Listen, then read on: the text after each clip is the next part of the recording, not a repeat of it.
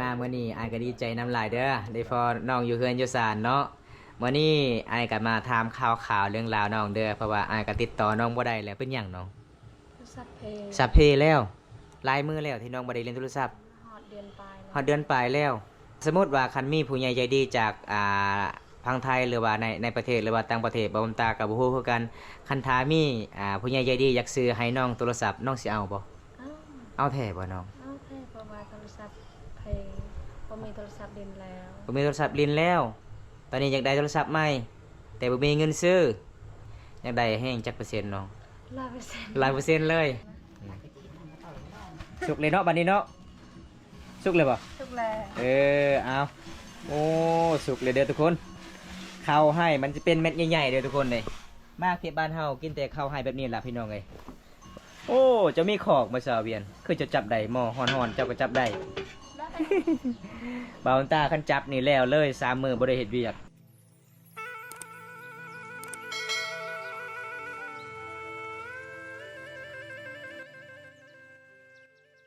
มาเมื่อนี้บอมตาไปลักๆได้น้องบ่ฮู้จักบอมตาสิมาบอมตาก็เลยมาลักถ่ายน้องตอนน้องอยู่ห้อง เมื่อนี้ไปสอนจักคนมื้อนี้นะ3 คนดาเวียนว่าไอมาเมื่อนี้ไอก็ดีใจน้ำลายเด้อได้พอน้องอยู่เฮือนอยู่ศาลเนาะเมื่อนี้ไอก็มาถามข่าวเรื่องราวน้องเด้อเพราะว่าไอก็ติดต่อน้องบ่ได้แล้วเป็นหยังน้องสัพเพแล้วลายมือแล้วที่น้องบ่ได้เล่นโทรศัพท์ฮอดเดือนปลายฮอดเดือนปลายแล้วอ๋อสมมุติว่าคันมีผู้ใหญ่ใจดีจากพังไทยหรือว่าในประเทศหรือว่าต่างประเทศบ่ตากับบ่ฮู้คือกันคันถามีผู้ใหญ่ใจดีอยากซื้อให้น้องโทรศัพท์น้องสิเอาบ่เอาแท้บ่น้องเอาแท้เพราะว่าโทรศัพท์เพบ่มีโทรศัพท์เล่นแล้วบ่มีโทรศัพท์ลิ้นแล้วตอนนี้อยากได้โทรศัพท์ใหม่แต่บ่มีเงินซื้อโอ้พี่น้องเอ้ยน้องว่าอยากได้โทรศัพท์แต่บ่มีเงินซื้อโดยทุกคนเลย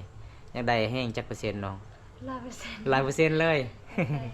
เขาจับโทรศัพท์โทรศัพท์เก่าเจ้าคือมีแต่มือสองหมดบ่ก็เลยเล่นบ่ได้เลยเนาะอ๋อข้อยเลยคิดว่าเจ้าไปนอนผูบ่แม่นเนาะเวลาเจ้าเอาฮูดให้เจ้าก็กลับตอนแรงอ๋อบ่มีผู้ใดเกลือไก่เกลือหมูอ๋อโดยแสดงว่าตอนนี้น้องอยากได้โทรศัพท์ใหม่อ๋อได้โทรศัพท์ใหม่เด้อทุกคนเลยถ้ามีผู้ใหญ่ใจดีอยากซื้อให้น้องมาว่าอยากได้โทรศัพท์ใหม่ บ่มีโทรศัพท์อยากลิ้นแล้วทุกคนน้องฮู้บ่ว่าอ้ายมาหาน้องมื้อนี้บ่ฮู้คอยทักหาเจ้าก็บ่ตอบเลยบ่ตอบบ่ได้เอาเพราะว่าช่วงนี้เขาเวียกหลายขาเวียกหลายโทรศัพท์กระเพนี่ค้างแน่เอาปูออกใหม่แล้วก็น้องฮู้บ่มีผู้ใหญ่ใจดีจากฝั่งไทยอยากติดต่อเจ้าบ่ได้บ่ฮู้เลยอ๋อทุกคนเลยบ่ได้เล่นโทรศัพท์เนาะเป็นเดือนแล้วโดยตอนนี้บ่มีโทรศัพท์แล้วเพราะว่าตั้งแต่เกิดมาบ่มีโทรศัพท์แบบจับของใหม่ๆคือเขาอ๋อมีโทรศัพท์เก่าๆอ๋อทุกคนเลยโทรศัพท์มือสองเขาจับมือสองบ่นี่บ่แต่เกิดมาหาก็2เครื่องโทรศัพท์เจ้ามือสองเบิดซื้อมาเท่าใดมือสองตอนซื้อนั่นก็มื้อนึงซื้ออยู่ซีแดนกับอีพ่อคอยตอนเคยเข้าเรียนออกม.1 นั่นแต่ม.1เขาซื้ออ๋อโทรศัพท์อันนี้นะโทรศัพท์ติลินบ่ได้นี่บ่โทรศัพท์ตอนน้องเคยขายแล้วน้องอยากได้ iPhone หรือว่าOppo รุ่นใดน้องอยากได้โทรศัพท์คันถามีรุ่นใดก็ได้บ่อยากได้ Oppo เพราะว่า iPhone บางเทื่อเขาสิลดแต่เฮาฮู้บางเทื่อก็มีแต่ส่งอยู่เฟซนะส่งบ่นะอันนั้นก็บ่ได้ Oppo iPhone เจ้าลินบ่เป็นบ่ iPhone เป็นคือกันแต่บางเทื่อก็ยันเขาบ่พอกันอ๋อ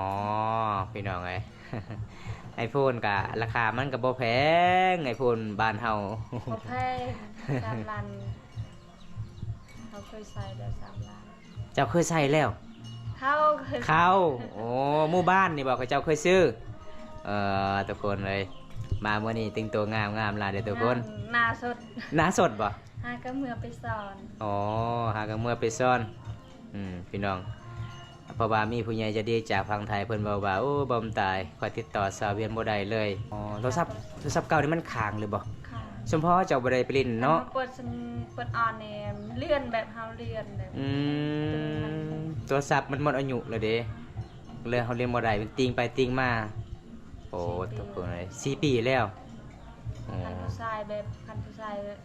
จับเนี่ยก็เขา ไปแล้ว ไปแล้ว แต่ผู้หญิงจับนี่ใครเนาะพอซอยเวียนข่อยเบิ่งโทรศัพท์เจ้านี่คือมันเป็นเสื้อใหม่ๆเลยจะซื้อใหม่หรือว่าจะเปลี่ยนแต่เสื้อ ซื้อเสื้อแต่เสื้อใหม่ จะเปลี่ยนเสื้อจะเปลี่ยนแต่เสื้อซื่อๆโอ้ ซื้อเสื้ออะไรมาซื้อ อยากให้หมู่เห็นว่าเฮาซื้อใหม่ตลอด อืม เกิพี่น้องเอ้ยน้องซื้อแต่เสื้อพอดีจักมันเก่าเลยเนาะ แปด โอ้ แปดเขาซื้อ อ๋อ เสื้อใหม่ อ๋องานแต่นอกเนาะทางในมันเก่าแล้วทุกคนเลยโทรศัพท์ของน้องก็เลยตอนนี้ติดต่อบ่ได้เลยเด้อทุกคนเพราะว่าบอมตาก็ไม่ยามมายามน้องก็สักทักหาน้องก็บ่ได้โทรศัพท์น้องมันค้างเล่นบ่ได้แล้วพี่น้องเป็นน่าสงสารชาวเวียนหลายได้อทุกคนเลยวันนี้น้องฮู้บอกว่าอ้ายมาเยี่ยมมายามน้องไม่ยังอ้ายมาเซอร์ไพรส์ให้น้องบ่ฮู้เลยเออ เพราะว่าฝนตกในกาบ่ฮู้ว่าสิติดต่อได้ อ๋อไอ้มามื้อนั้นกับ2 คนเลยกับเบาแก้วเลยมาหาเจ้าแล้วก็มีผู้ใหญ่ใจดีมีคนเดียวนั่นล่ะอยากสะพายให้เจ้า แต่เจ้าบ่เห็นเฮาก็เลยกลับมื้อนั้น 4 โมงไปเมือง 4 โมงเจ้าเมื่อบ่อ๋อ หาก็ช่องมือนี่แหละอยู่เฮือนหาก็แล้ว อ๋อฮะก็เลยพูดเขาให้อ๋ออีพ่อแม่เขานอนป่าเลยบ่นอนหายเลย มีแต่น้องผู้เดียวกับ เวลากลับนี่ย่างเอ้า ย่าง บ่มีรถอ๋อเจ้าบ่ได้ย่านบ่ บ่กับลาคอย อ๋อเขาเลยคิดว่าเจ้าย่างผู้เดียว หมู่บ้านเจ้าก็จะเป็นตามป่าตามดงกับเป็นแต่ยานในหนึ่งเลยตอนค่อยพาเจ้าไปเอามักแตงอยู่ให้โอ้ยคุณอันตรายเลยทุกคนเลยเมื่อนี้อายบ่มีหย่างมาเซอร์ไพรส์น้องเด้อเพราะว่ามีผู้ใหญ่ใจดีจากประเทศไทย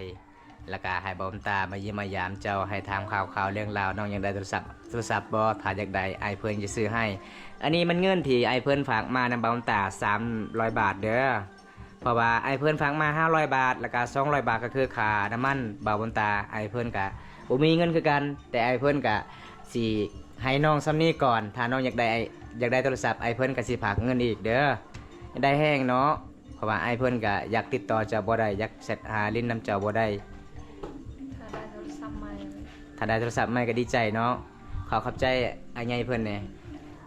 กับใจผู้ใหญ่ใจดีจากทางไทยขอให้อยู่ดีมีแห้งขอให้ร่ำขอให้รวยปรารถนาสิ่งใดขอให้ได้สิ่งนั้นเด้อ นี่ ถ้าไอเพิ่นอยากมาเยี่ยมมายามก็มาเยี่ยมยามได้เนาะบ้านเฮาเนาะนี่พี่น้องเอ้ยน้องก็ตอนนี้บ่มีโทรศัพท์เลยเด้อทุกคนเลยติดต่อน้องบ่ได้เลยเด้อ โทรศัพท์ คอยก็มีสัญญาณแต่บ่มีโทรศัพท์นะเพราะว่าโทรศัพท์ค้างก็เลยบ่ได้ออนเลย อ๋อเล่น มีแต่ฟังเพลงซื่อ ฟังเพลงนี่ได้ ๆได้ เฮากดติบัดเดียวเนาะสมมุติว่าเฮาเซตหากันนี่บ่ได้ สิให้เพลงห้องแหละ ได้ จ้า เออ ติด โดยวันนี้บอมตากะมาจัดให้ตามคำขอผู้ใหญ่ใจดีจากพังไทยทุกคนเลยอันนี้ก็เป็นเงินที่ผู้ใหญ่ใจดีฝากมาในบอมตาให้น้องซื้อสบู่เด้อสบู่แล้วก็ยาสีฟันอายใหญ่เพิ่นเห็นคลิปเจ้าว่าโทรศัพท์ก็สิเพแล้วเพิ่นว่า ชอบเพลง อายใหญ่เพิ่นก็บ่ได้ติดต่อเจ้าเลยเด้เพิ่นบ่มีเพจเจ้าเลยเด้อ้าวมาเยี่ยมมายามเพิ่นมื้อนี้ทุกคน มาเยี่ยมมายามถึงเกินถึงศาลเพิ่นมีหมากบ้อมบ่ หมักแตงยังนี่ แตงกวา หมักแตงกว่าภาษาบ้านเจ้าเอิ้นหมักแตงยังหมักแตงยังภาษาบ้านเจ้าบ่แม่นแก้วยวงบ่ เยอะ โอ้ยพี่น้องเอ้ยภาษาตัวเองก็บ่ฮู้แล้วลืมแล้วหมักแตงกว่าคือแก้วยวงเนาะอ้าวน้องหากันมาแต่ให้ทุกคนในมื้อวานมื้อซื่นนี่น้องหาก็เลยฮู้ข้าวหอยได้แต่8 สอบ มันก็สิบ่กุ้มกินเนาะซาเวียนเนาะบ้านเฮาก็เฮ็ดให้เฮ็ดสวนมันก็บ่งามเขาพี่น้องเอ้ยบ่ได้ใส่ปุ๋ยเด้แล้วก็แล้วก็ปลูกข้าวให้ก็ปลูกไปเลยเนาะมีแต่เสียหญ้าบ่ได้ใส่ปุ๋ยพี่น้องบ่มีคันบ่มีเงินจักซื้อปุ๋ยบ่ บ้านหมู่บ้านคอยเขาไม่ได้ใส่ปุ๋ย บ่ใส่ปุ๋ยถ้าใส่ปุ๋ยน่าจะงามหลายเนาะอ๋อเป็นหยังอันนี้จะจับนะว่านบ่คิงโอ้ยขอยละคิดว่าว่านให้ผู้บ่าวมัก เจ้าเคยมีป่ะบ่มีเป็นว่าบ่มีบ้านผู้สาวมักบ่มีเสน่ห์เลยทุกคน อันนี้คือขิงเด้ออันมีเสน่ห์ผู้สาวคันมีเสน่ห์ผู้บ่าวมักก็มีผัวเลยเนาะ อันนี้ยังบ่มีพี่น้องเอ้ยเอาน้องก็สิตำแจ่วกินมักแตงโดนแล้วบ่ได้ไปเยี่ยมไปยามน้องคิดฮอดน้องหลายทุกคนบอมตาก็เดินทางมาหลายหมู่บ้านทุกคนเลยหมู่บ้านแกงอะล่องหมู่บ้านผู้มีโอ้ยพี่น้องมีหลายหมู่บ้านเลยทุกคนเลยก็เลยบ่ได้พอน้องอาเวียนน้องเวงก็ออกให้ตลอดเลยโทรศัพท์ก็เพลแล้วเล่นบ่ได้ทุกคน ตอนเข้าเมืองนั้นไม่ค่อยซื้อโทรศัพท์ อ๋อ ตอนนี้ติดตามราคาเนี่ยราคาไอโฟนนะ เออ วันนี้แค่นี้3 ล้าน อยากได้เนาะตอนนั้นเนาะ ได้ โทรศัพท์เฮาก็เก่าแล้วลืมบ่ได้เอ้ยเจ้าซื้อโทรศัพท์หยัง iPhone Oppo Android Infinix ราคาเท่าไหร่ Infinix ล้านแปด 1,800,000แต่เลนส์ก็บ่ค่อยดีเนาะ Infinix เนาะคันถ้ามีเจ้าได้ iPhone Oppo หรือว่า iPhone ไอโฟนนะ iPhone เนาะอ้าวเพิ่นว่าอยากได้ iPhone แล้วลิ้นม่วนคือหมู่คู่ ต้องค่ะ ใกล้สิฮอดพรรษาจะเล่น iPhone คือกันแล้วเนาะอยากถ่ายรูป เจ้าหาหยังน้องหาเกลือ เอาทุกคนเลยน้องหาเกลือ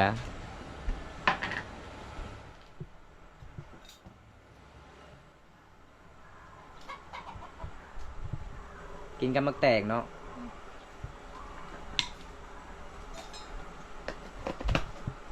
ส่วนลายบ้านเฮาตำกินส้มใส่ผักเทียมกับขิงเนาะ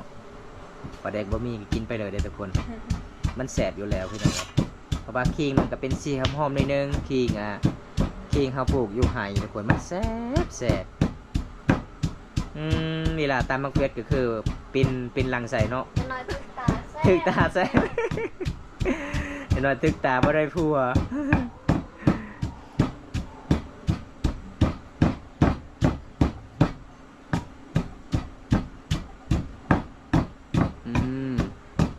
เป็นบอทุกคนสูตรตำมักเฟ็ด ขันแนมในโคกทึกตาเด้อมักเฟ็ด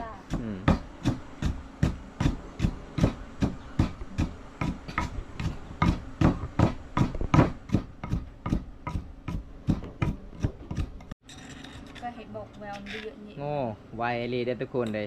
สาวเวียนตำแจวคิงกินกับมักแตงก็คือแก่แล้วอันนี้คือน้ำปลาเด็กบานเฮาน้ำเปล่าน้ำสางทุกคนบ่บงไปใส่มื้อนี้ก็บ่เห็นอยู่เพื่อนลาองค์หักเลยเนาะผู้บ่าวทิ้ง เรื่องเบา ผู้สาว ๆแล้ว เอาแล้วบัดนี้ทุกคน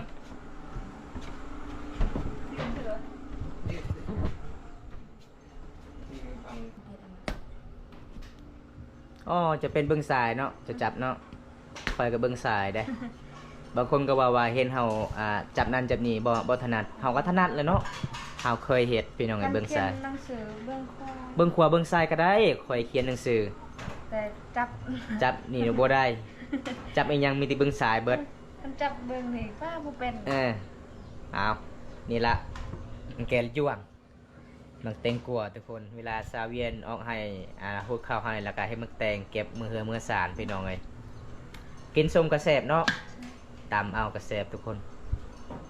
มักแตงมันกระชีวิตเราดูแล้วทุกคนในช่วงนี้เอาพี่น้องเลยถ้าอยากกินมักแตงซาเวียนมาเลยเด้อช่วงนี้ทุกคน กะชีวิตแล้ว ใกล้ชีวิตเลยเด้อก ะชีวิตแล้วกินกับบ่แซ่บ อีกบ่โดนกระสิฮอดพรรษาเลยเด้ คันชาบ่มีบัตร บ่มีรถไปมีแต่อยู่เฮือนคันมีรถไปบ่มีเงินก็ไปบ่ ไปคันมีราคาใส่น้ำมัน โอ้เอ้าคันไปพุ่นเด้หาบ่มีเงินบ่มีคำอยากซื้อของกินเด้ก็ไปเบิ่งซื่อๆก็ม่วนบ่โอ้หาบ้านนอกก็บ่เคยเห็นเนาะเบิ่งเขาเจ้าแข่งทรงเรือก็แนมเบิ่งก็ม่วนอดเข้าก็ม่วน สาเวียนมาบ่มีเงินก็มีเงินอยากไปคือกันเด้ทุกคนเด้มีแต่รถไปก็ไปโลดเพิ่นว่า ไปชวนเลยจ้ะ ข่อยบ่มักข่อย สุดยอด แต่ละปีข่อยมักไปเที่ยวชนบท เออ เอาเด้อ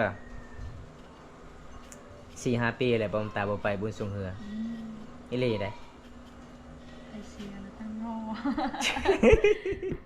ปิดร้านยามด้วยสั่ง ไม่เดินเราก็ปิดกี้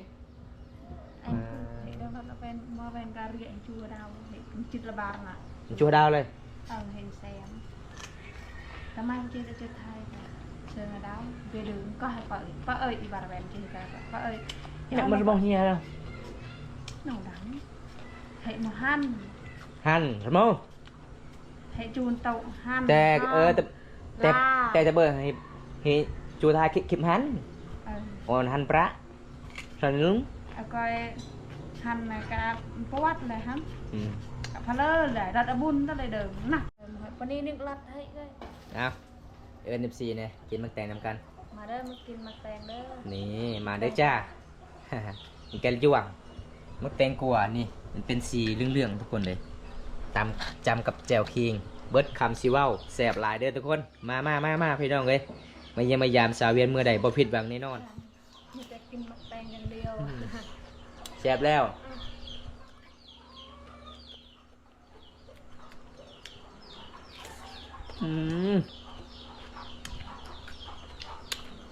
แสบเลยทุกคนเลยแจ่วคิงลงตำ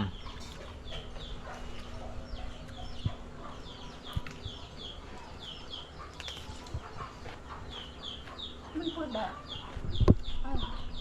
เมียคือหนอมันพูดนะคะ โอ้แสบหลายเนาะมักแตงจ้ะเนาะกินจนเบิดทุกคนเลย มาเพื่อนสาวเวียน คนงามใจก็งามใจก็ดีพี่น้องเลยเอาทุกคนหลังจากกินมักแตงแล้วสาวเวียนตอนนี้กะสีนึ่งเขาวบริการยังแรงทุกคนเฮียชนบทบ้านเฮาเวลาเฮ็ดเฮือนเฮ็ดสารต้องมีสารแบบนี้เลยพี่น้องเห็นบ่สารเอาไว้คุแล้วว่าเอาไว้หม้อพี่น้องเฮ็ดกิน อันนี้ทำไมจะไปหาบ่คันดีบ่ มีไม่แน่ อีเม่อ๋อสิต้มกินตอนแรงเนาะนี่วิถีชีวิตสาวลาวยามแรงทุกคนเล่นนี่ล่ะเสวียกอีพออีเม่ขยันหลายเลยทุกคน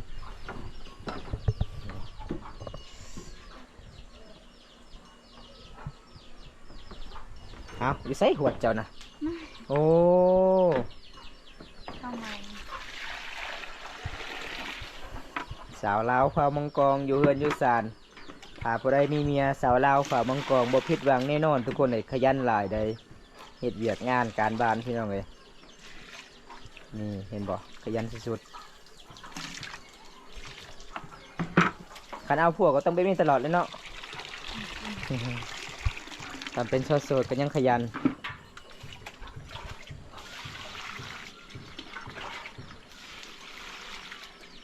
ข้าวให้บ่ข้าวไหมอ๋อข้าวไหมเอาสำเร็จบาทนี้ทุกคนนี่สาวเวียนนึ่งข้าวยำนึ่งแรงโอ้พื้นเจ้าสนิทซุกบอกเขาบ่ใส่ต่อเนาะต้องใส่เพิ่มทุกคน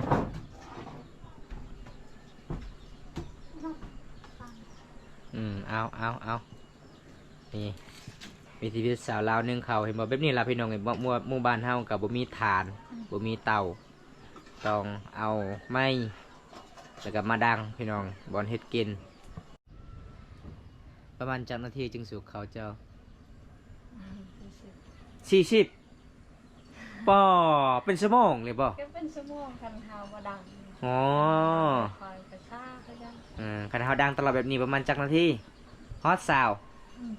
อ๋อพี่น้องเอ้ยสูตรสาวเวียนนึ่งข้าวเพิ่นว่า40นาทีจึงสุกได้ นี่เพิ่นก็สิเกียมไว้ภาษาบ้านเจ้าเอิ้นหยังอันนี้นะ กระเต้าก ะโต้อ๋อคือกันกับภาษาลาวเนาะ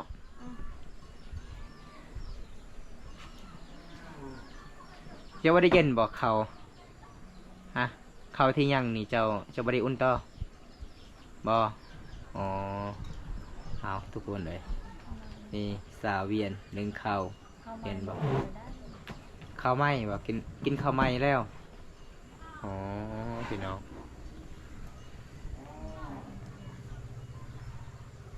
อีเมน้องไปใส่ยำแรงคือบ่เห็นอยู่เฮือน ตำข้าว ตำข้าว บ่มีห้องสี่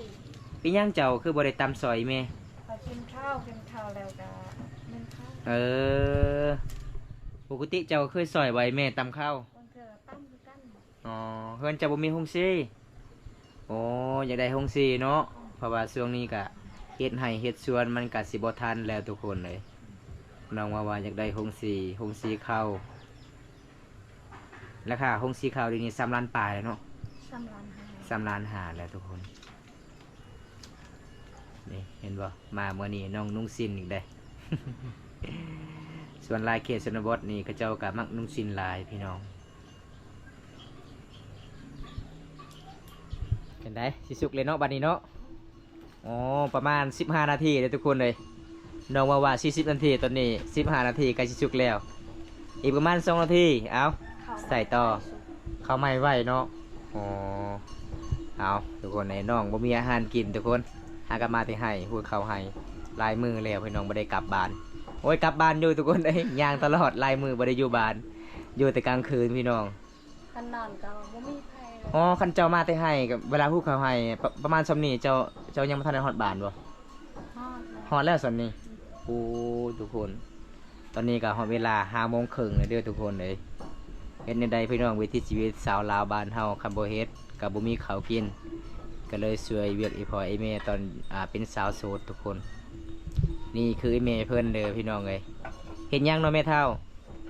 เตียงเรา ไอ้เตียงดอยสิย่างข้าวอ๋อกันลูกเคยฟังไทยมาเยี่ยมมายามได้บ่แม่เฒ่าให้มาบ่ แต่ที่เราให้เปิด เพิ่นว่ามาได้ไผสิหายเพิ่นว่ามาโลดมาเยี่ยมมายามโลด เอาทุกคนเลยมื้อนี้มาทำสาวเวียนว่าอยากได้โทรศัพท์ของน้องเพแล้วซับเก่าทุกคนใช้งานบ่ได้แล้วโดนแล้วบ่ได้ทักหากันบางคนก็บ่เข้าใจว่าเบาตากับสาวเวียนเป็นแฟนกัน บ่แม่นเด้อทุกคนเลยเฮาเคยหยอกแบบนี้เคยมาหากันตลอดเลยทุกคนเลยน้องเอาผัวทางใดเบาตาก็ดีใจน้ำน้องเพราะว่าสาวโทคือกันเมื่อวานนี้มี FC ว่าโอ้ยสาวโท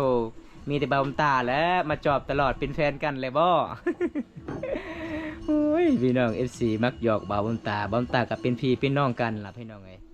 ถ้าเวลาน้องเอาผัวเบาตาก็มาผูกแขนซอยนี่ล่ะแม่เฒ่าเมื่ออื่นมีผู้บ่าวพังไทยมาหาเลยเด้อมาได้บ่ แต่ที่เท่าอีก ได้เนาะเพิ่นว่ามาได้บ่าวไทยมาได้มาแต่เฮือนถึงซานได้มาเฮือนเฮากินแต่หน่อไม้เนาะ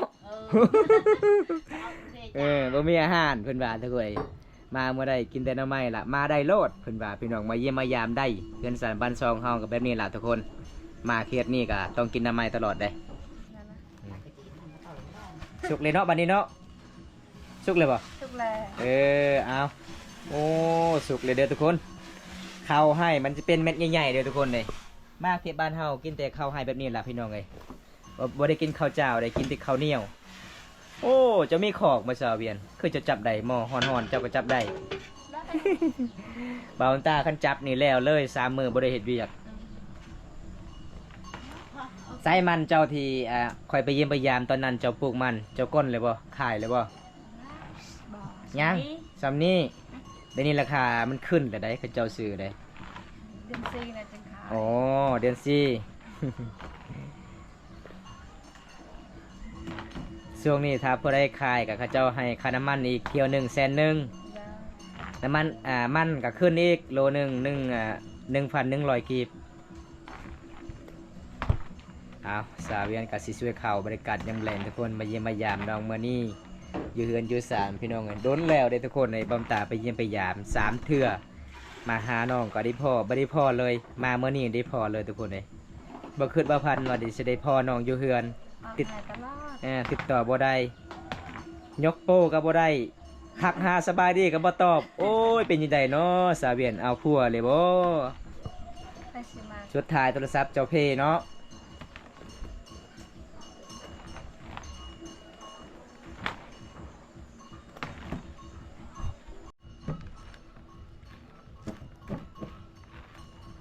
อันเด็กอ่อน